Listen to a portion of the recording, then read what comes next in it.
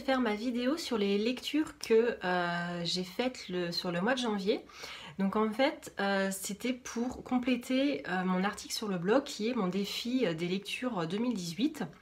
Donc sur le blog, je vous explique un petit peu le principe de ce défi. Vous avez donc 100 catégories avec des thématiques bien précises et donc le but c'est de remplir un maximum de catégories, voilà, donc selon ce qui vous inspire, etc. Et surtout ce qui est assez agréable avec ce défi, c'est que du coup forcément comme les thématiques sont imposées, eh bien on va avoir tendance, enfin en tout cas pour ma part, à aller vers des lectures qui à la base ne nous auraient pas forcément attiré. Moi j'ai participé donc à ce défi-là l'année dernière et c'est vrai que du coup voilà, j'ai découvert de super auteurs, des histoires passionnantes et donc voilà, j'ai renouvelé pour cette année avec le défi donc lecture 2018. Je mettrai bien sûr mon article en barre d'infos, comme ça vous pourrez aller un petit peu le consulter.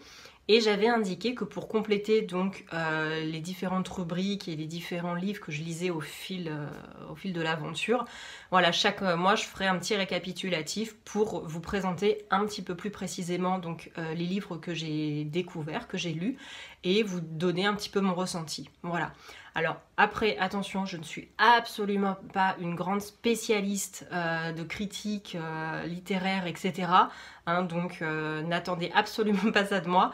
Voilà, je vais juste parler avec mon ressenti, avec ce qui m'a plu, ce qui m'a moins plu, voilà, tout simplement. Allez, c'est parti. Donc, le premier livre que j'ai lu cette année, c'est un manga, donc voilà, pour compléter cette catégorie-là, puisqu'elle faisait partie du défi.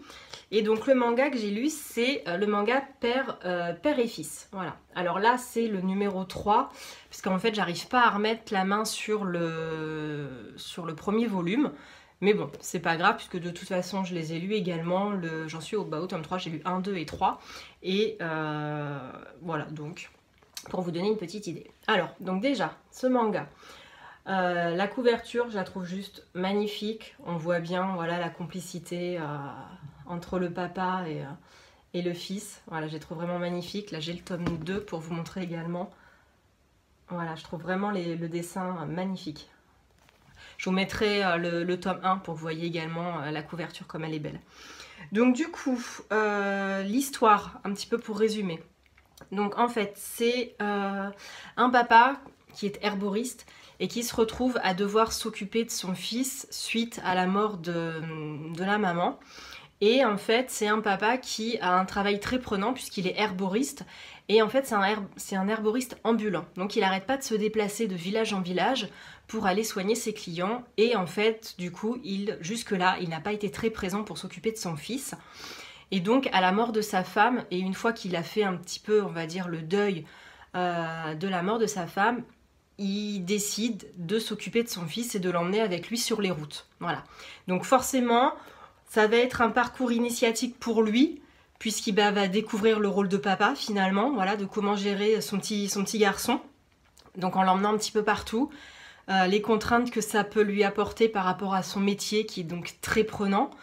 Et donc c'est vraiment une histoire attachante où on voit au fur et à mesure forcément l'évolution de ce papa, la vie de ce petit garçon, les sentiments voilà, qui sont au milieu de tout ça.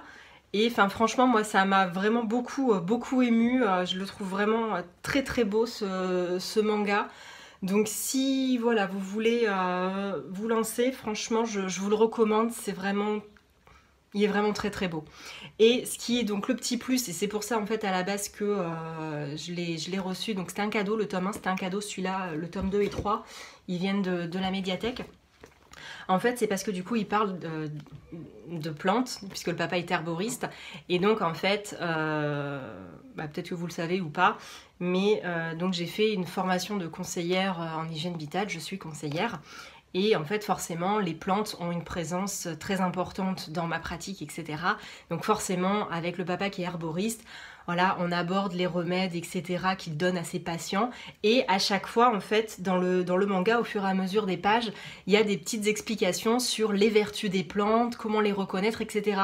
Donc, il y a l'histoire du papa et du fils. Et à côté de ça, voilà, c'est une petite approche sur l'herboristerie, la découverte des plantes, et donc du coup, voilà, c'est juste super intéressant.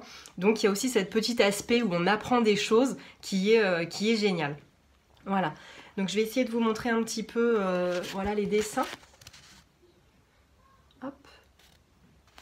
Voilà. Regardez comme c'est beau. Alors la petite particularité des mangas, je ne sais pas si vous connaissez ou pas, c'est que forcément ça se lit dans l'autre sens par rapport à nos livres traditionnels à nous. Voilà, on va les lire dans ce sens-là. Donc au début c'est un petit peu perturbant, voilà, notamment dans le sens pour lire le sens des bulles et des images, parce que forcément c'est pas le schéma de pensée que l'on a, mais on s'y fait très vite et après on a bien pris le réflexe de lire ça entre guillemets à l'envers par rapport à ce qu'on a l'habitude avec nos BD et nos livres classiques. Voilà, donc vraiment une très très belle histoire que je vous recommande, c'est vraiment un très très bon moment et ça peut être intéressant pour découvrir les mangas si vous ne connaissez pas. Voilà, c'est vraiment très très bien. Ensuite, le deuxième livre, entre guillemets, que j'ai lu, alors c'est pas un livre sous format physique, format papier, c'est une nouvelle de Virginie Grimaldi qui s'appelle, alors attendez, je me rappelle plus exactement le titre, c'est La peinture sur la bouche. Voilà. Donc il y avait, voilà, la catégorie 1, c'était lire une nouvelle, donc pour le défi. Et donc bah voilà, j'ai trouvé sur un site cette nouvelle de Virginie Grimaldi, qui lui a fait remporter d'ailleurs un prix. Et alors cette nouvelle, elle est vraiment, enfin moi elle m'a bouleversée. Je m'attendais absolument pas à la fin, qui est vraiment très, au niveau des émotions, on se dit, waouh, merde. Et donc franchement, ça m'a pris aux tripes. Donc elle n'est pas très très longue, hein, c'est le principe des nouvelles. Et ça m'a permis de découvrir cette auteure, Virginie Grimaldi, que je ne connaissais absolument pas. J'ai encore lu aucun de ses autres, de ses romans qui sont sortis donc à partir de là. Mais du coup, forcément, ça m'a donné envie de la découvrir. Et du coup, dans ma pile à lire, j'ai les romans de Virginie Grimaldi. Donc j'ai vraiment hâte d'aller un petit peu plus loin et de découvrir cette auteure donc à travers du coup ses romans. Donc pareil, sur le blog, donc dans l'article, il y a le lien pour lire la nouvelle. Donc je ne vais pas vous en raconter un petit peu l'histoire puisque sinon je dévoilerai un petit peu tout vu que c'est pas très très long. Mais voilà, je vous laisse aller découvrir cette nouvelle qui est vraiment pareil, très... Enfin moi ça m'a vraiment bouleversée. Donc très très bien. Ensuite, j'ai lu donc Le Manoir. Donc j'étais vraiment contente de lire ce nouveau tome. Alors, si vous ne connaissez pas, Le Manoir, c'est toute une série de livres, c'est une saga hein, en fait, de différents romans. Donc, je les ai découverts il y a 2 ans maintenant. J'avais acheté le tome 1 pour ma mini-bulle numéro 1, pour lui faire découvrir un petit peu, voilà, un roman. Et en fait, j'ai voulu le lire pour voir si c'était adapté à son âge, etc. Et au final, c'est moi qui me suis retrouvée à être prise au jeu de ces personnages. Et j'ai dévoré toute la première saison. Et là, en fait, c'est le tome 1 de la saison 2 du Manoir. Alors, le pitch de départ, en fait, c'est un adolescent, Liam, qui se retrouve dans une maison de repos, donc le manoir, et qui va faire la connaissance de différents personnages. Donc, il va y avoir Cléa, il va y avoir l'Indien, il va y avoir, voilà, vraiment le docteur, etc. Enfin, de nombreux personnages. Et il leur arrive forcément plein d'aventures. Et ce qui est vraiment très intéressant, c'est qu'à la base, donc c'est plutôt, on va dire, à destination des adolescents, des enfants, voilà, adolescents. Mais en fait, même pour les adultes, c'est vraiment très agréable. Ça se lit très très bien. Vous voyez, ils sont un petit peu épais quand même. Tous les tomes sont à peu près de cette grosseur-là. Mais franchement, enfin moi, je les dévore à chaque fois. Dans chaque tome, il y a un nouveau personnage ou plusieurs personnages qui viennent compléter un petit peu la bande de base. Et en fait, on va s'intéresser à chaque fois à l'histoire ou aux histoires de ces nouveaux personnages, sachant bien sûr qu'il y a toujours le clan de départ qui est là, hein, bien sûr. C'est vraiment une vie, au final, c'est une famille, hein, ils ont formé une famille tous ensemble. Et ce qui est vraiment bien avec le manoir, alors pareil, je ne veux pas trop vous en dire, puisqu'en fait, sinon, si je vous explique trop le principe, ça va tuer le tome 1 si vous l'avez jamais lu, donc ce qui est un petit peu dommage. Voilà, je vais pas non plus spoiler le principe du manoir. Mais ce qui est très intéressant en fait dans le manoir, donc il y a un petit côté surnaturel également, c'est qu'il va y avoir en fait des voyages dans le temps pour voilà, voir un petit peu ce qui a pu se passer pour les différents personnages, etc. Et là où c'est vraiment très sympa, alors certes c'est romancé, hein, voilà, on va pas non plus, je vais pas non plus vous dire que c'est super fidèle, historiquement parlant, etc. Mais malgré tout, ça part sur des faits qui ont existé. Et c'est donc certes romancé, mais on apprend plein de choses. Et notamment dans celui-là, donc le tome 1 de la saison 2, il y a toute une partie sur la Seconde Guerre mondiale.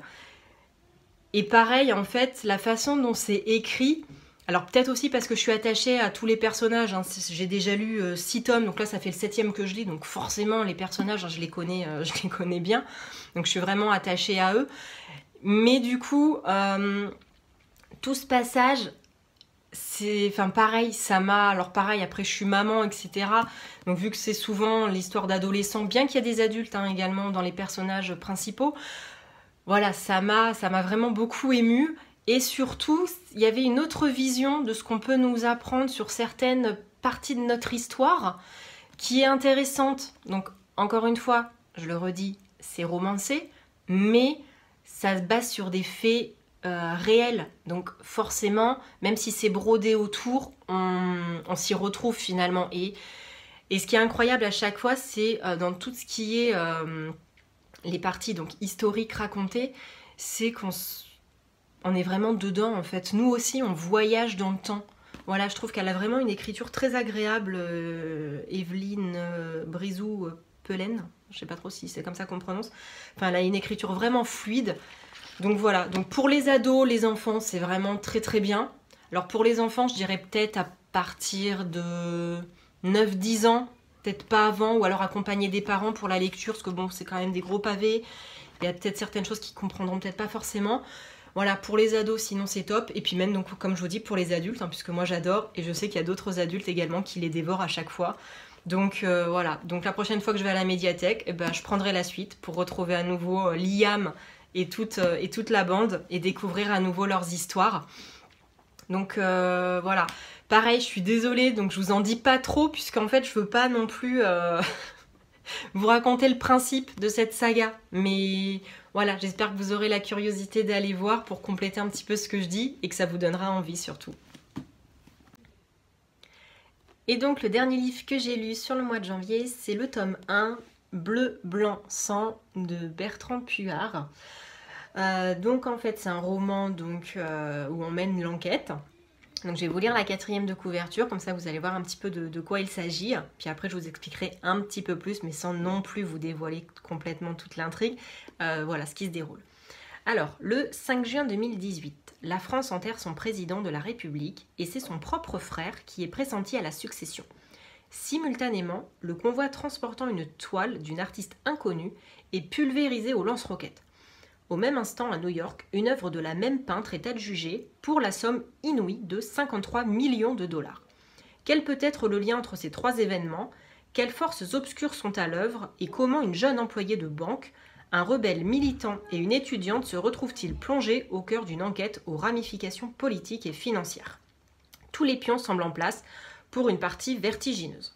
Voilà, donc effectivement, hein, rien qu'en lisant la 4e de couverture, on se dit qu'on va pas s'embêter. Et effectivement, c'est le cas. C'est un roman pour un tome 1 qui pose vraiment toutes les bases rapidement. Et donc, voilà, l'intrigue, elle est menée tout de suite, tambour battant. Donc vraiment, on ne s'ennuie pas. Donc, on commence le roman le jour de l'enterrement du président de la République.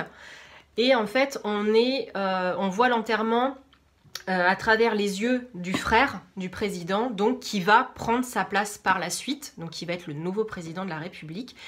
Et simultanément, en fait, on va voir également ce qui se passe à New York et dans une autre ville de France où les tableaux donc, de cet artiste inconnu, donc pour le premier, donc, est attribué aux enchères à 53 millions de dollars, donc ce qui est quand même juste hallucinant pour une artiste qui est connue de personne et qui en plus n'est pas cotée, etc. Et donc en France, il y a un camion qui transporte une de ces toiles qui doit être exposée normalement dans un musée qui est pulvérisé et ni plus ni moins à coup de lance-roquettes. Hein, donc ça y va pas du tout. Ils y vont à fond, quoi. Et donc voilà, donc ça c'est l'intrigue de base, donc qui est posée tout de suite.